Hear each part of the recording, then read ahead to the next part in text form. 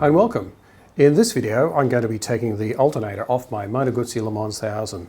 Now there are many reasons why you might need to take your alternator off. It could be that your alternator needs servicing or replacing, or you need to replace the cam chain or the cam chain tensioner. In my case I need to remove the camshaft because it has pitting in it.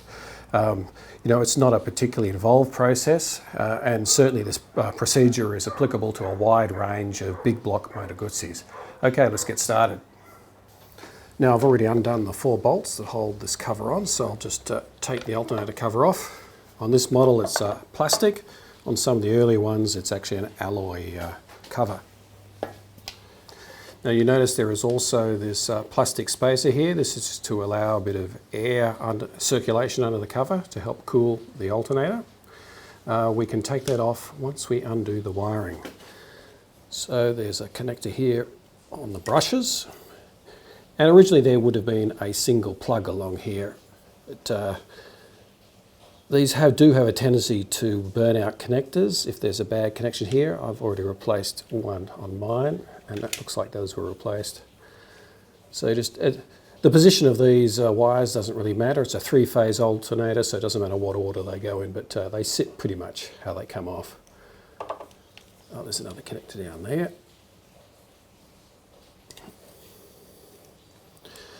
And that's the spacer, and we can just tuck that wiring up out of the way.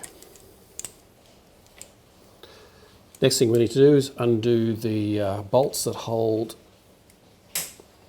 the outer body of the alternator on.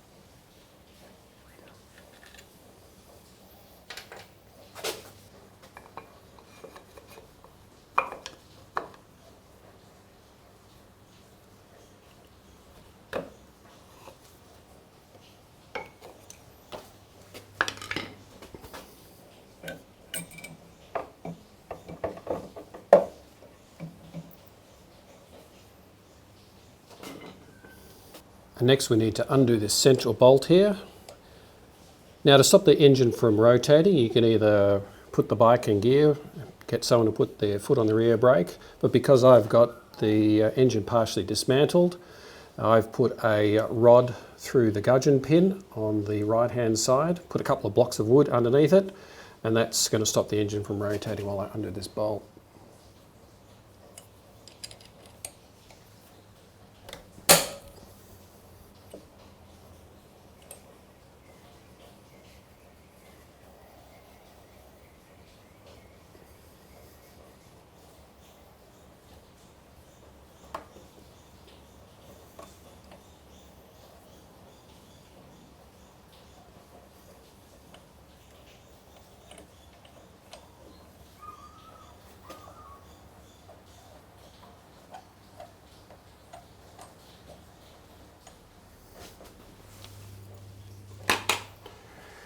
Now the stator itself is also threaded as well as the end of the crank.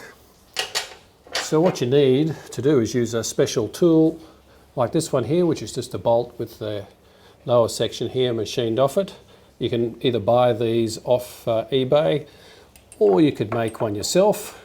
Trouble is I'm not going to be able to get on with the front guard in the way, so I'm going to have to take that guard off, aren't I?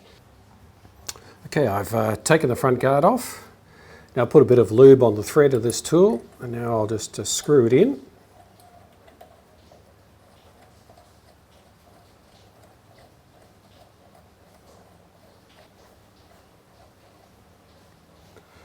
We just want to do it up so that it's a little bit tight.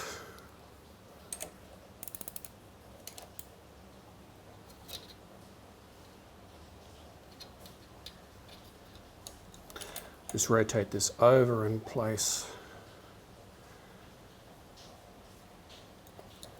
Again, you can just use the rear brake if you want. Just apply a bit of tension to that.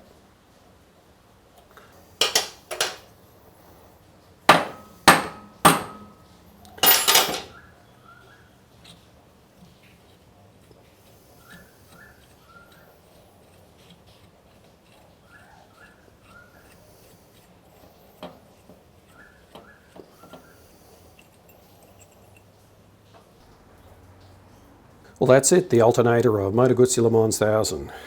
We've got a rotor winding here, which is held on by a tapered shaft on the end of the crankshaft. Now there are two slip rings here, which are contacted by these two brushes here on the stator housing.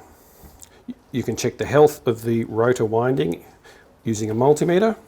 It should measure roughly 3.4 ohms plus or minus 10% across there, and if you get 3.4 ohms it means it's good.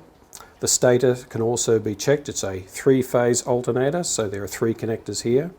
You need to measure across each one of these connections in relation to the other, and you should get a reading of roughly 0.36 ohms. Now some cheaper multimeters do have trouble reading at that end of the scale, so certainly if you've got some measurement across those, it's not an open circuit and it's not a dead short, you should be pretty right.